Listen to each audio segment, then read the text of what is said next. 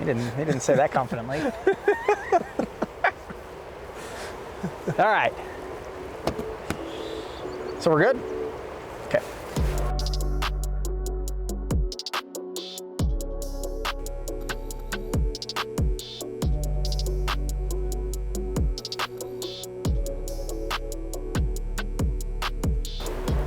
So I'm going to introduce and then we'll go. Okay, sounds great. Right.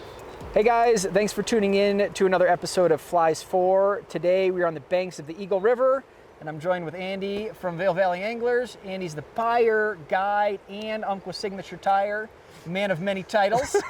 I guess so, sometimes, you know. But we're super happy to have him here talking about caddis and kind of running through what some of the makeup of that hatch is.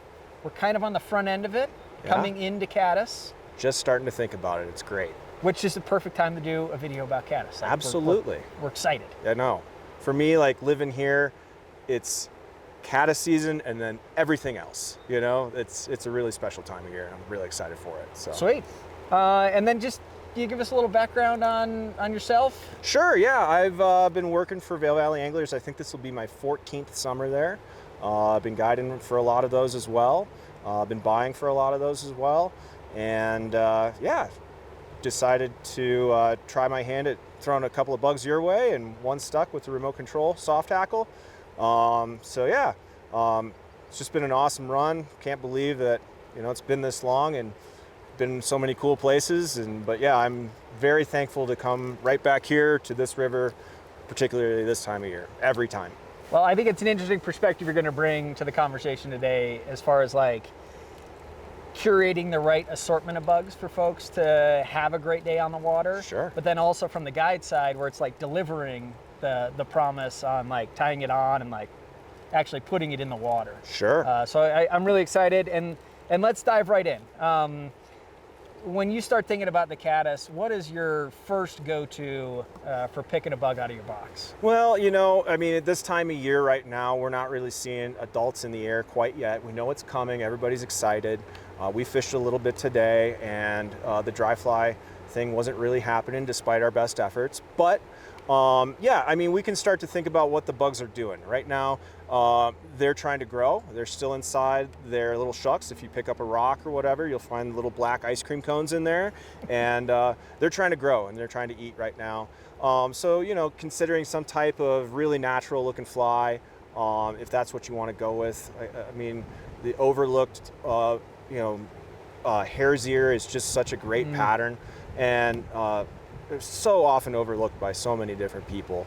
And your hare's ear, do you like a straight hare's ear? Do you like a soft tackle hare's ear? Oh, I like them all. I mean, but yeah, straight hare's ear, you know, little tungsten bead on there for a little weight. It's great.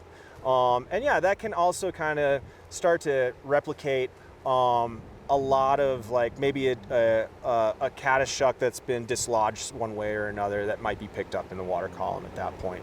But yeah, as we start to get closer and closer to, like, you know, the Mother's Day hatch, you know, which isn't always on Mother's Day.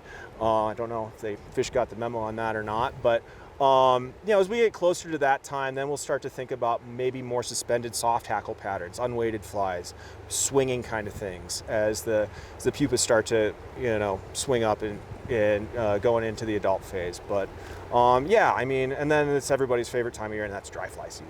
I mean, and what's wrong with a good dry fly eat, you know?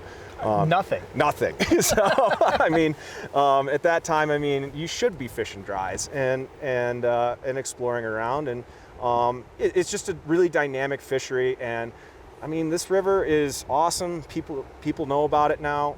I'm glad for that. But you know, when you see them in the air, I mean, I think you should be doing the noble thing and throwing dries at that point, you know? So, you know, kind of a different way you can approach it every day, but just being observant, you know, and seeing what's going on. I love it. I think that's a great kind of overview of what the hatch kind of looks like. We're early season, kind of that lead up to that Mother's Day, and then the adult period that we all kind of celebrate all summer long. It's What's your window up here for good caddis fishing? I mean, it can range. Yes, Mother's Day is a thing, but it can also be really high and muddy. The Eagle is one of the few freestone rivers in our state, so whatever this water level is what Mother Nature wants it to be, that's what it's going to be. So it can be some tough fishing for some of those early hatches with higher, muddier water. and fish up in the willows and on the banks and stuff like that. It can be a little tough, but money in the bank, if you ask me. Last week of June, first week of July, it's hard to go wrong. Normal flow years, generally you can bank on that.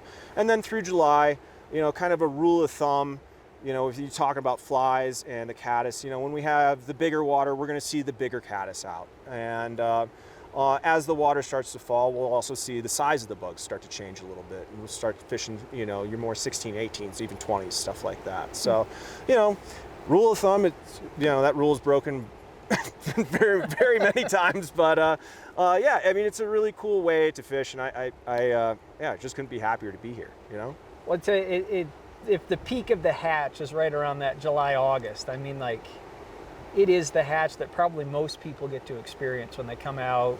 If you're not from the West and you come out fly fishing, it's a lot of the first flies we reach for, stop into the shop and it's like, hey, what's working? And it's like, it's caddis. Well, so let's take a minute here and run down a couple of your favorite kind of caddis nymphs. Sure. And we'll kind of work up through the system. We'll start kind of down low. Yeah. And move into that kind of suspended swing opportunity and up Absolutely. into those adults. I mean, as we said earlier, the meager plain Jane hare's ear, nothing wrong. There's a reason it hasn't changed in, I don't know, 100 years or something like that. Staple. It's a staple. It definitely works. But yeah. What is it about that fly that you feel like it makes it so, pasted in everyone's mind? Is kind of like, when I think of a nymph, one of these boxes is mostly hare's ear variations. Like it's. Yeah. I mean, it's really that age-old argument of representation versus imitation, and it can go so many different ways. Being a really natural color and having a lot of buggy flow to it, you can pick it out and make it more buggy. You can trim it back if you need it to be a little more slim or sink a little bit better. So it's a very dynamic fly that, I think is, again, often overlooked. But yeah, I think it's just super versatile in that way that you can manipulate it a little bit, But yeah, kind of moving up the chain, a Z-wing caddis, nothing wrong with that either, or a graphic caddis, also just a great bug. I mean, let's just have a little bit more going on compared to a standard. Yeah, a little more flash, a little more that chartreuse kind of stand out in the water, especially, with this being a freestone river, there's a lot of sediment and suspended load in there that you're going to kind of have to compete with. And yeah, I believe the fish can see just fine in that stuff. But if you can get a little edge and maybe stand out from all the other suspended load and things that are coming down, maybe that's a little bit of an edge some days. So in the bins, if you were to, your hare's ear, obviously kind of think rabbit color, right? That hair mask color of a hare. The Z-wing and the graphic you mentioned are very kind of greeny, chartreuse you mentioned. Can you talk about how that color kind of influences maybe the bite? That's a great question. I've never been able to interview a fish, so I'm not sure. But I think, again, having a little contrast, something bright, maybe even on a brighter day where fish might get pushed down a little bit lower in the water column, just something that kind of glows down there and stands out from the rest. I think that's a reasonable tactic, and if it's not working, just keep changing, If you're not getting the feedback in 15 or 20 minutes, do something different, That's a great rule, not just for caddis, but for all fly fishing. You give it 15 or 20 minutes. That's what I do. I'm kind of impatient. But yeah, I mean, if I feel like I'm putting reasonable presentations out there in reasonable water that I believe should be producing a bite and producing fish, and I'm not getting that, I'm going to change something, whether it be the fly, the depth, maybe tippet material, a number of things, So yeah, I encourage people, again, like 20-minute rule, not that you have to set a stopwatch to it, but the definition of insanity is doing the same thing repeatedly without any success. So, don't be that guy. Don't stay in the same spot, same flies, just hammer in the same water. Do something different, That's good advice. Yeah. That's good advice. And then talk to me about your fly a little bit and how that fits into the caddis hatch, because I think caddis offer a unique opportunity compared to a lot of the other hatches where we talk about dead drift. Yeah. So much. I think, we kind of swing comes into the conversation with caddis. Absolutely. So, a caddis pupa will float to the top generally. So there is a great emerging process that trout will definitely key in on. And yeah, particularly I'm a big fan of the olive version of the remote control in the 18 and 16 sizes. And if you find fish, I talk to people a lot, say, man, they were rising today and I threw everything in my box at them, but I just couldn't get them. I'm like, did you see their mouths out of the water or did you see their backs out of the water? Well, I don't know. I didn't really pay attention. And that's maybe just one way you can, while you're looking at fish, kind of figuring out what they're doing. Are they eating emergers stuck in the film, with their backs out? Or are they actively sipping something on the surface, breaking it with their mouth? I think that that's a reasonable thing to try and pay attention to. And if you can find fish doing that have been picky and refusing dry flies, getting above them and doing more of a downstream presentation and coming tight and letting that fly come up into the water column that they're feeding into can be a really fun way to catch them and really productive given the right circumstances. Fun because it's like a tight line grab. I mean, yeah, absolutely. It's kind of shocking. Who doesn't want to feel like the 10-year-old bass fisherman again, getting the big yank? Absolutely. It's so fun, like coming connected. I mean, so much of fly fishing is a visual sport. We see the fish eat the dry fly. We'll see the bobber go down. Sometimes we'll see the fish roll on a streamer, and we react accordingly to those things. And I'm not trying to take away from that. That's cool. But also making it tactile and being able to feel what's going on, whether it's with a single hand rod or a two-handed rod or whatever you're doing.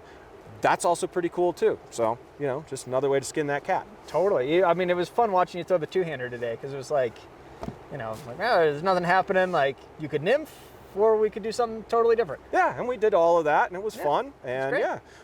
it wasn't, lights out, but that's okay. There's always tomorrow, and the season is just upon us at this point. So, I mean, having that grab, it's worth doing, I'd say. As you said, in those, having that, practicing it or whatever, or just kind of getting comfortable with it, not during the season, there are those moments where they are on that stage of the fly, and like if you can make that movement happen, like you said, that little lift up that they see, it's like you'll watch them race over to eat flies. They will. Doing that. They will, and it's not every day, but it's again paying attention to what's going on, and when you've tried everything else, try something different. Try that. You might just be surprised. All right, so we've kind of come right up, right below the film. Mm-hmm. What are you doing when you're seeing those lips breaking the surface? We're not seeing backs now. Now we're seeing heads up. We're seeing bugs getting destroyed. I mean, I'll generally start with nothing too crazy. A standard tan elk hair caddis is probably what I go to first and foremost. Classy guy. I'm not that complicated. I like simple things in life. And just trying the standard dead drift, and then we can start to make things more complicated and put on fancier stuff and this and that. But, a good fly, when these fish are on, they have no problem eating a standard presentation, and if you get the fly in the right spot at the right time, you have a really good chance of having a great dry fly day at that point. When that's not going exactly the way you had envisioned, then we can start to kind of complicate things and talk about animating the bugs, there are times during this hatch that the fish will actually key in more on the skating females, trying to knock the egg sac off the abdomen. And, I've seen a lot of people who maybe are struggling with a good presentation and the dead drift and mending and all of those wonderful things actually have a really good day because the fly is swinging and skating on top and everything like that, as opposed to a perfectly dead drifted fly. So, being able to maybe give the rod a little jiggle, downstream mend to give it a little swing or pull, keeping a high, tight line to it and skittering it on the water, all things worth trying, especially, again, if you've been trying one thing for a while, that can be a code cracker on this river. And I also think sometimes like different fish want it different ways, right? You might have one fish that's very happy to have a dead drifted bug come by it. Mm-hmm. Another one that likes to be all amped up and chase something down. Exactly. Being able to mix it up keeps it fresh for us as anglers too. Absolutely. I see a lot of people worry about, yes, dressing your flies and keeping them on top for all of those things is wonderful. But also, these bugs get washed into the water all the time. And, there's other times that the drowned dry fly or, a dry fly with an untreated dry fly behind it, like an X2 caddis, fantastic for fishing on top or subsurface. You know, that can be a code cracker as well, you know? So it's not always the end of the world when the drift isn't going your way or your fly isn't fishing the way it is. Maybe just play around with it a little bit more is some advice I would try and throw out there. I love it. I think that's great advice. Yeah. When you're, so on the Eagle here, you guys have pretty cool opportunity. Mm-hmm. You've got some great access to bank fishing, but you also can go down the river and take a whitewater fly fishing ride. We can. Talk to me about how you approach the two different waters with the kind of caddis front of mind when you're wading versus when you're floating. Sure. I mean, again, at the front of these hatches, we're generally dealing with pretty high water. So I want to, first of all, just emphasize safety across the board, okay? You know, this river has taken people's lives before, and I'm not trying to, you know, put a damper on our mood here, but I just want to emphasize that be careful out there. And, you know, it's still just trout fishing, you know, getting to that next run that looks really cool. If it involves, you know, doing something risky, maybe don't do that, you know, just take it easy. It's just fishing. Day. Yeah, just take it easy. So, but yeah, I mean, in terms to the fishing and everything like that, I'm generally looking at more pocket water scenarios. While the water's up high, these fish are going to be stuffed to the banks at this point. I mean, it is going to be ripping out there. Would you want to run on a treadmill just to have a cheeseburger, you know, indefinitely? I don't think so. I don't. So yeah, they're going to come and find that softer water on the edges and identifying those pockets that, yeah, could a fish hold in here and be looking up to eat when something, you know, when the right opportunity presents itself. You know, you'll be surprised when you put your flies in there, you know. I think, you know, generally finding those little areas is a number one bet in big water. But as the water starts to fall, we can start to think about more open runs. And I love to fish like, you know, the big tail outs and flats like that. You know, you can fish them up, you know, with a standard presentation, dead drifted back to you at that point. But also turning around and looking downstream isn't a terrible idea either. And that gives you a great opportunity for skating or swinging or animating a fly on a downstream presentation too. So, you know, when those conditions present themselves, you know, I encourage people to look both ways at that point. And obviously practice good etiquette. You know, if there's somebody working their way up, maybe don't turn around and start fishing that water. You know, just be a good steward, be a good person, all that good stuff. That's great advice. So, I don't hear enough people talking about good etiquette. Yeah, right? I think that makes a lot of sense. Yeah, you know, but... look around, make sure people are cool. Yeah, you know. The whole scenario and everything. Exactly. But yeah, if you have the water to yourself, you know, don't neglect what you've already fished. Look back downstream because something cool might be going on. And then when you're seeing, is there a way to identify kind of a caddis rise form? Or are there certain cues, if you're not familiar with these little kind of tint wing tan bugs, what are some of the cues that really say like, dude, this is a caddis moment, don't miss it? Right. So, I mean, your like dead giveaway is a more splashy rise than you're probably used to with smaller bugs, particularly mayflies or midges or something like that. Where a mayfly is relying on that time on the water to dry out its wings so it can eventually fly away. It's a sitting duck. It's an easy target at that point. The fish doesn't have to work. The caddis are a more active bug. And there are some particular varieties that dive to lay their eggs as well, the females that do that. So these fish can react a little more aggressive, and when you see those splashier rises or fish coming all the way out of the water to eat flies, which is super cool. Super cool. Yeah, that's a dead giveaway at that point, you know? Caddis time. Yeah, caddis, do that, you know?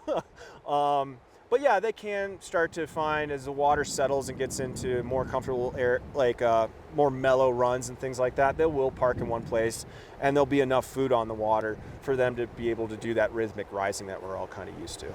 One of the bugs we talked about was the missing link, right? Oh, great bug. Kind of be a super cool bug. And when I was talking to Mike Mercer about this one, like, and how he kind of came up with it, and splayed wing, kind of spent caddis, emergent caddis, kind of stuck. Like it, in his mind, it covered a variety. And we haven't talked about kind of end of life with the caddis, which is why I kind of bring up the link and some of those like morbid scenes out on the water. Absolutely, yeah. I mean, if you have the time in the day to wait around till dusk, you know, you'll be looking around at the tops of all these willows and there'll be giant clouds of them doing their thing.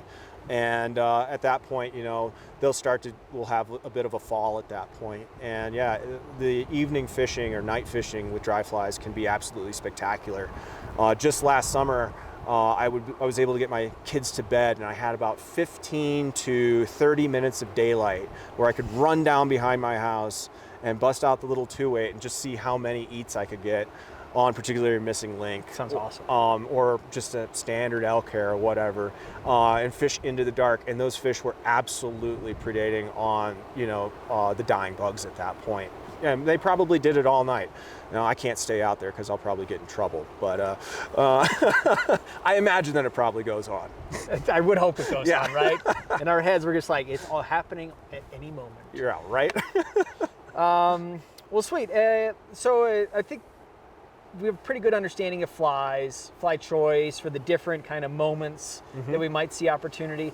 Can you talk about putting that together on your rig and how you kind of build that, whether that be dry dropper stuff, single Sure. dry, kind of dressing your flies? What's some of the ways you approach Sure. that? I mean, if I was going to rig up a couple of rods or rig up a boat, with 3 or 4 rods or something like that, I wouldn't neglect having a dry dropper set up. Something that can pass as a caddis up top, maybe borderline hopperish too, is not a terrible thing. Something buoyant, but suspending something that could pass as a dead bug from the night before. I'm a big fan of the Picky Eater, the Duracell, any of those sunken CDC patterns at that point are money in the bank. But I find that people can often get hung up on that. And yes, you could catch fish hypothetically all day long on that rig. But once you start to see the bugs eating on top, be a gentleman or a lady, whatever, and cut Free that off, yourself. or grab the dry fly rod and commit to it, because it's worth doing. It's a very special time of year. We've got the rest of the year to look at bobbers and everything else, and there's nothing wrong with bobber fishing. I did it today, proudly. You did do it proudly. I did, and but yeah, commit to the dry, because it's worth it. It's like one of the reasons I live here is for those moments, So Absolutely. yeah. We don't get enough of them, I feel like. Yeah. Winter's long. It is long, but yeah, I mean, in terms of like laying out maybe the dry fly setup, I'd probably either do single or double dry. If it's a beginner angler, just one fly is probably fine. You can start to overcomplicate things by tying multiple bugs on, and the fish are happy to eat a single dry. I think people kind of overlook that a lot too. And then yeah, using Dry Magic or another good gel floatant is absolutely key. Nothing will ruin a great dry fly day like leaving your floatant at home. Panic. It's not good. I've tried it. It's happened more than I care to admit. You're folding it up in the shirt sleeve, squeezing as much water out, and you get maybe 3 seconds of fishing before it's back underneath.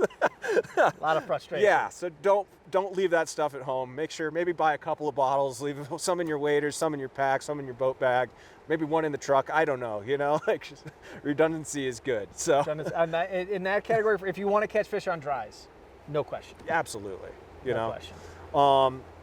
But then, yeah, so single or double dry, and usually, I mean, particularly in bigger water, I think people give the fish too much credit on tippet diameter. Some people really like to fish the finer tippets, and good on them, but they will eat 3 and 4X, 5X just fine. If you do want to be able to fish in higher water, there's nothing wrong with 3X and being able to get that fish in quickly and release it, so you can get back to There's fishing. another awesome pocket coming. There's another one, we got a lot of fish per mile on this river, and yeah, you make the most of it. So yeah, don't give them too much credit. They will eat it just fine on your thicker diameter tippets. And leader length on something like that, what do you like? I prefer generally the shorter ones, 7.5. I know a lot of people, and I can tell you the numbers from our shop. We sell more 9-foots than 7.5. I like the shorter ones. I just like that quick layup, pick down. I also like the ability for if I am animating the fly and skating it or whatever, I like the fly line to be a little closer to the fly to transmit that movement rather than kind of getting lost in there. So yeah, I really like the Power Flex or the Power Taper that you guys do. Am I saying that correct? Yeah. Nail it. So it's a longer butt section, a more aggressive transition to our level tippet. Yes, And exactly. so it just turns that stuff over super easy. Yeah, it's great. And again, I mean, these fish, I wouldn't say they're not leader shy, but they're also not the most finicky trout in the world either, you know, so you can get away with that. Bless their hearts. Bless their hearts. We need more of them. We need more of them for sure. And then if you had to pick one fly to tie on, and you're just like, dude, I'm just gonna, this is gonna be the rod that sits in my vault, and I'm just gonna pull it out. I'm gonna go chase fish in the evenings every day of the summer. Oh, okay. What's the one fly that you would choose? Ooh, that's so hard. One fly. I would probably do Antonio's. It's high vis. You can see it into the dark. A lot better than more subtle Chasing patterns. that 30-minute power window. Exactly. Trying to just get into the dark as far as you can before the lights are totally out. It does stand out really well. And also from a guiding perspective, you know, caddis sometimes aren't the easiest thing for beginner fly fishermen to see on the water. So just having that high vis post is really helpful. You know, it helps people be able to find the fly because sometimes there's so much feeding activity going on, you're not exactly sure where your stuff is. Am I getting eaten? Probably. We would all want more of that. Yeah, right? There are a few days that can happen. Well, awesome. So as we're coming into season, if folks have more questions, how do they get a hold of you guys to find out exactly what's working and or take a trip or just experience it? Yeah, they can go, obviously give us a call. It's 970-926-0900 is our phone number. We are there every day. We don't take any days off. So yeah, please give us a holler. Happy to talk fishing. And you can also check out our fishing reports. In the summer, we update them daily. That's awesome. So yeah, please go to vailvalleyanglers.com. We'll give you the best advice that we can there as well, if you don't want to make the phone call. But the best way is just come on in and chat, you know. It's the most fun to come into a fly shop anyway. I know, right? Who doesn't like going to a fly shop? That's where we started our day. Exactly. So we're going to end our day too. Exactly. But yeah, so come on in and, you know, a lot of us might have different advice and this and that because, you know, there's so many fun ways to do this and so many fun ways to experience it. So, you know, feel free to come on in and pick our brains, you know. You might get some recommendations for spots or tactics from one person, something completely different from another person, but I guarantee it's all great information. It's all just going to build up over time, right? Absolutely. And you're going to make you a more complete angler. Absolutely. Yeah. Well, sweet. Yeah. Dude, thank you so much. Thank you. Pleasure. Guys, thanks for tuning in for another episode of Flies 4. Make sure to like and subscribe us and check out the next video coming up.